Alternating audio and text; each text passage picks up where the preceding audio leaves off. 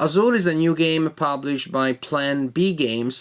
It is not quite out yet. It will be presented officially at Essen 2017, but I was curious about it. I saw pictures online. I wanted to try it, so I contacted the publisher, and they were kind enough to send me an early copy. Azul is a game for 2 to 4 players. The box says it plays between 30 and 45 minutes, maybe closer to 45, but overall I would say that that's accurate. It is a very simple game. It is a pretty abstract game. Not entirely. It is between abstract and Euro-ish. If it's a Euro game, it is on the abstract side of things. Allegedly, the theme is you're creating patterns with these beautiful decorative tiles in Portugal back in the day. And I was to Portugal and I've seen some of these compositions, the real thing. They really are beautiful. So to me, it was nice also to get a connection with that thing. But again, in essence, the game is fairly abstract. Let's take a closer look and see how the game works. In the middle of the table, you will have these cardboard discs here, the number of which changes depending on the number of players, and on each of them you always place exactly 4 tiles at the beginning of each round. And the tiles come from this bag here. There are 5 different types, and just component-wise, these are very nice to manipulate, to use. Heavy, sturdy, cool stuff.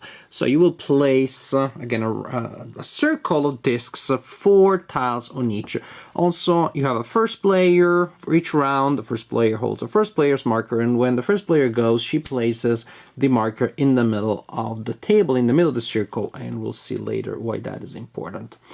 Basically, during your turn, you will do 2 things. You will grab some tiles from here and you will place them on your personal board. You will place them in this area for now. I think of this as your warehouse. Here you have an area on your personal board that you use to keep track of how many points you have. Here you place tiles so that you have taken from the table and you're unable to place in your warehouse due to restrictions that we'll explain later. When everybody has done that, then players will transfer the tiles from their warehouse to the main display. Incidentally, also the game can happen in 2 variants. The player aid, or say the player boards, are double-sided. One area will restrict the placement of the tiles. You will have to place tiles according to this diagram here. Each tile going on the corresponding space. The other one, you have a little more freedom. And once everybody has transferred their tiles here and scored points, you move to the next round. In order to do so, again, somebody will have taken the first player marker, you place the first player marker there, you refill these discs, and you play the next round. And the game is over. As you can imagine, players will be placing tiles on this part of the board. The game is over at the end of a round when a player completes an horizontal line of 5, and that usually means 5 turns. Now, how do you take tiles from the board? When it is your turn, you can do one of 2 things. You can take all tiles of a color from a single disc. For example, from this disc, I could choose to take these 2 or these 2. From this tile, I could choose to take that one or those 3. So you take all of the tiles of a certain color from a disc and you dump all of the remaining discs in the middle of the table.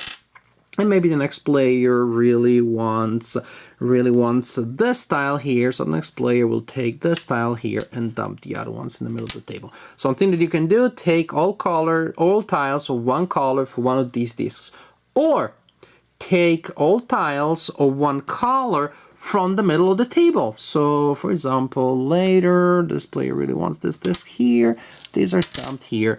Now somebody during their turn, instead of taking from a disc, they could take these 3 in a single move or a single action, or these 3 or these 3. Again, the same idea, take all tiles of a color. There is nowhere where you dump when you dump tiles going to take from the center of the table. Also, the first player to take tiles from the center of the table will take the first player's marker and will be first player next turn.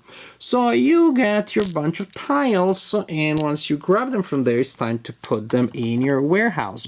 How do you do so? Well, you need to place them here in this section of your player board, one per square, with two restrictions.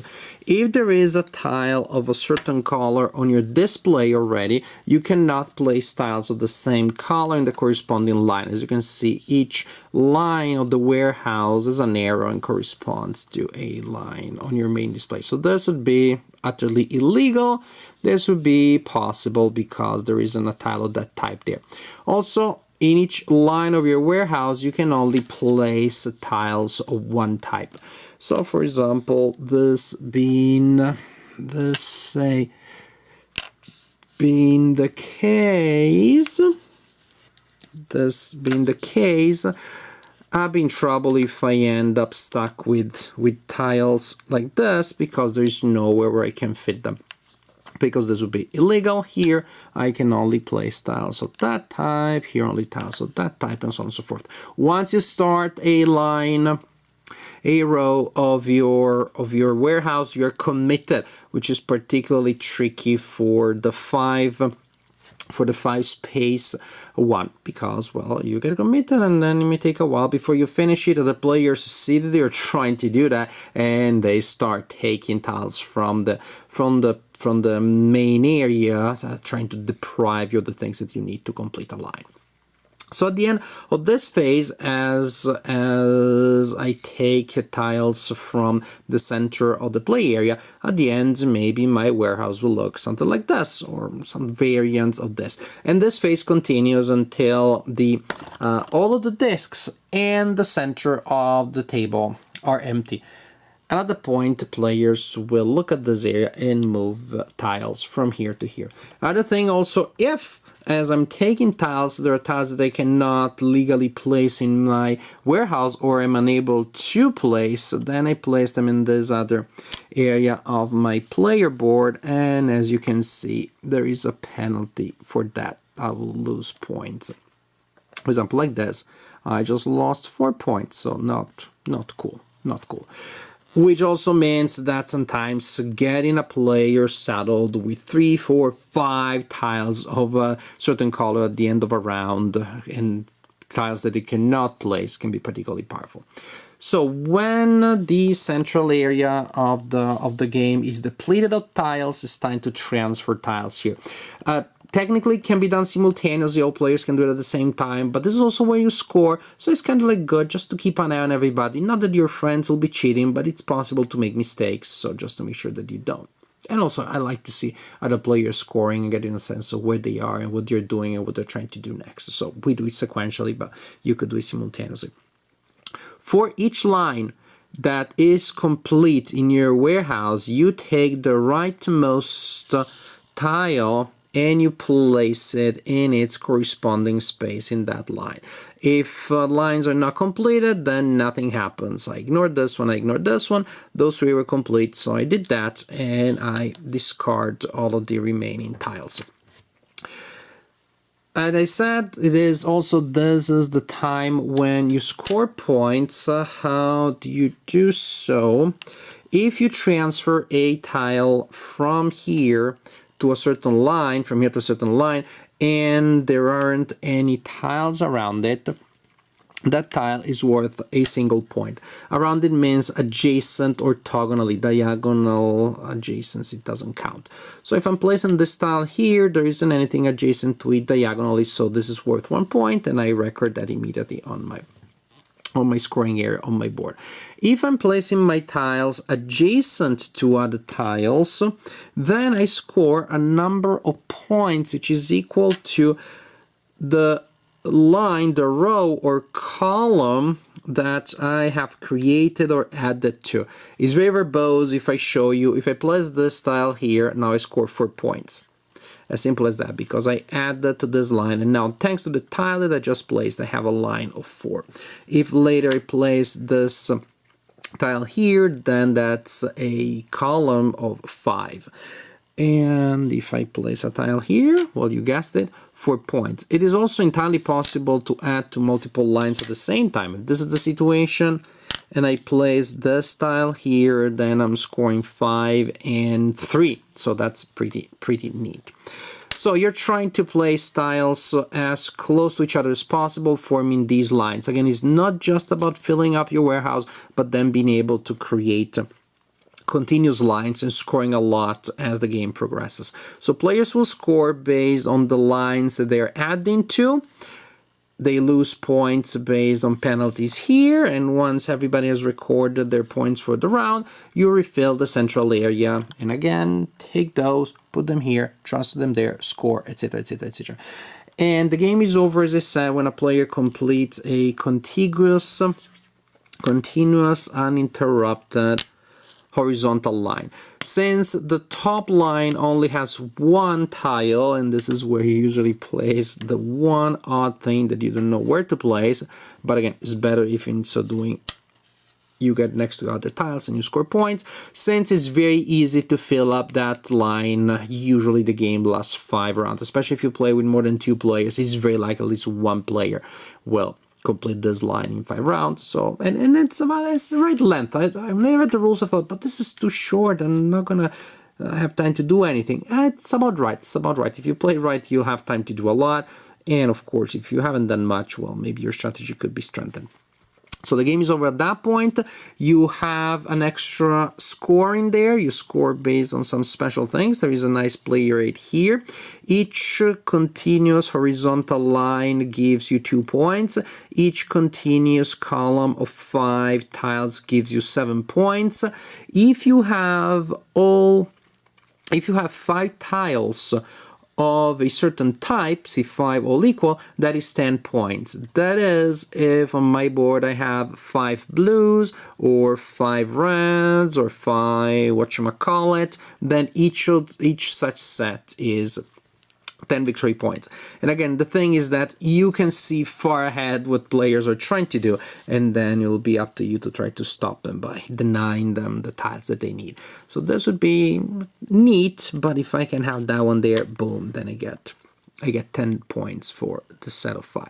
So you add those points from the special final extra scoring, you add them to the points that you score throughout the game when you transfer tiles from the warehouse to the main display, and at the point the player with the highest total is the winner of the game.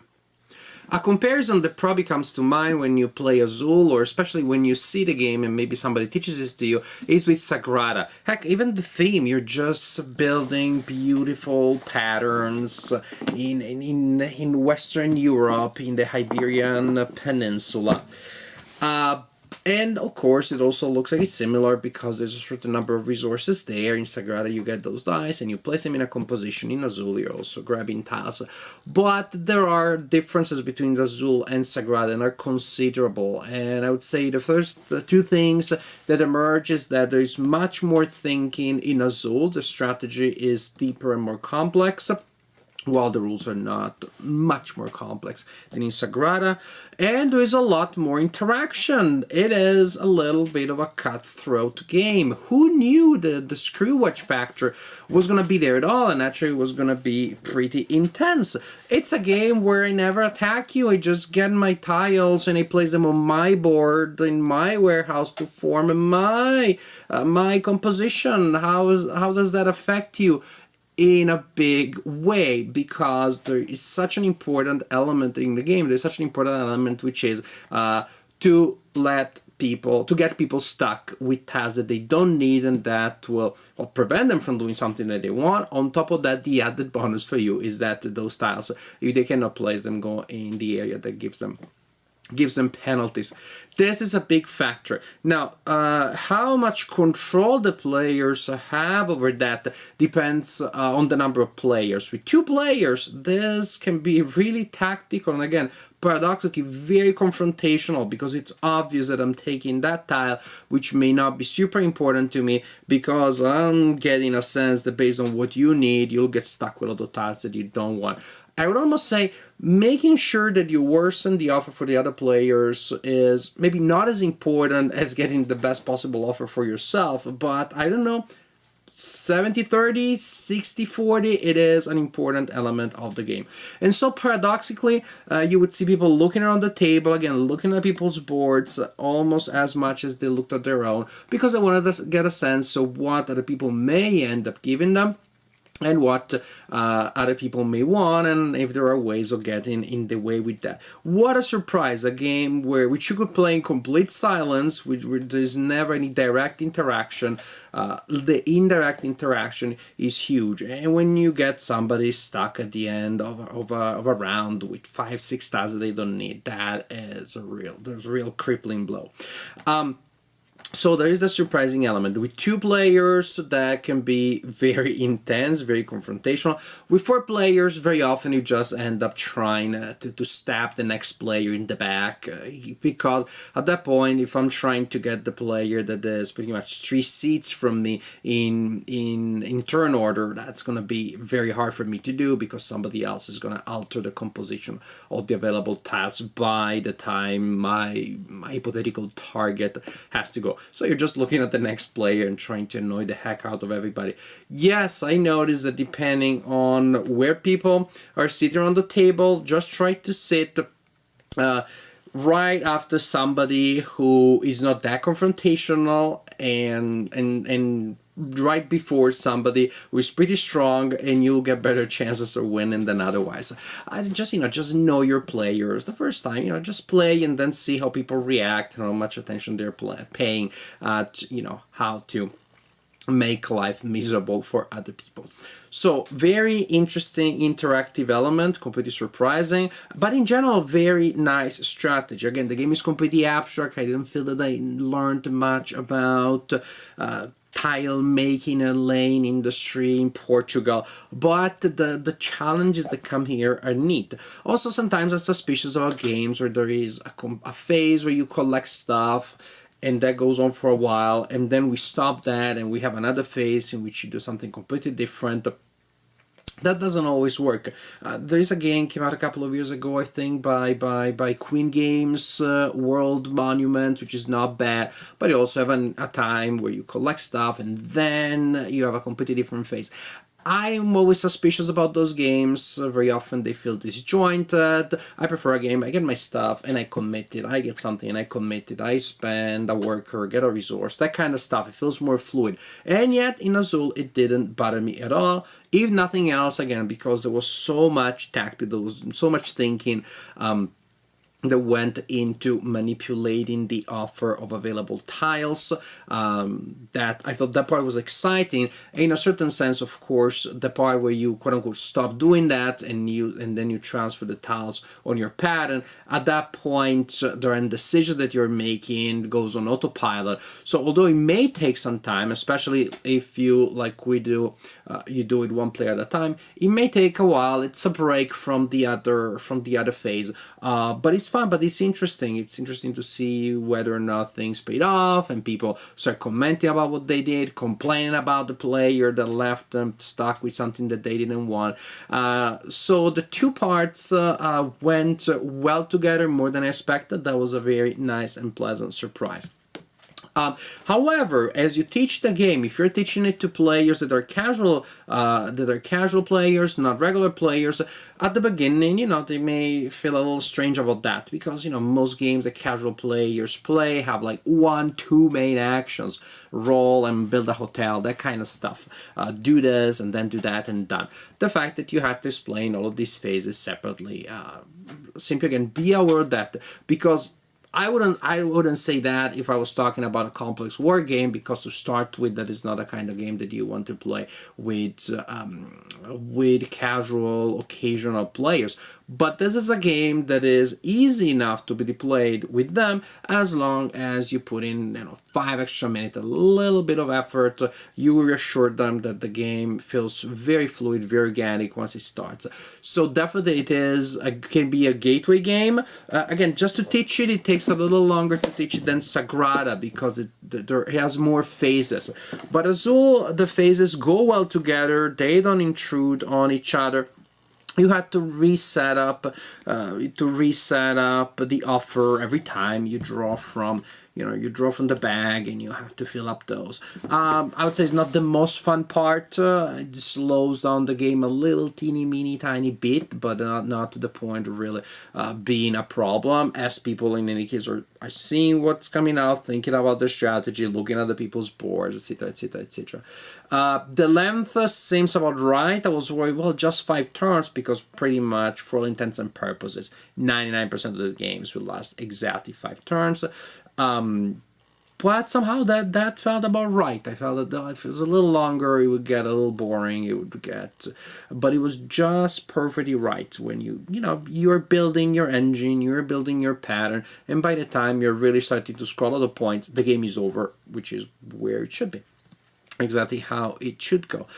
So the length feels about right. The complexity is again gateway game in terms of number of rules and conceptual difficulty, but with some pretty compelling, very solid gameplay and pretty deep gameplay, more than expected. Definitely strategy and tactics here. Tactics as I'm manipulating the components in the offer. Strategy as I'm planning ahead and trying to put together a composition, especially when I'm working on that long line, the 5 square line that may take me several turns to fill up. There's even an element of push or luck, because I see 2 things that look good on your board that you may want to go for, and I'm starting to set up something, hoping that you don't pay attention to what I'm doing, hoping that you have some other idea in mind, and that by the time the game goes back to me, I'll be able to finish what I completed.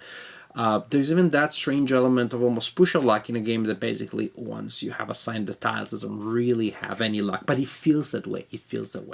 So, strong design, very happy, very pleased. Different from Sagrada, completely different. It doesn't replace Sagrada, nor is it replaced by it. It's just, I feel like there are different parts of my brain that were at work when I was playing Azul, as opposed to when I was playing with Sagrada.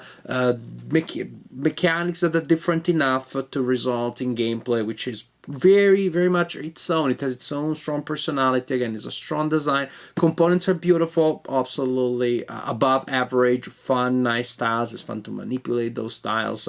They just look great as different compositions on the table. Very strong game, very fun game. It will be out soon. Consider trying it or picking up a copy, because definitely this is a strong design.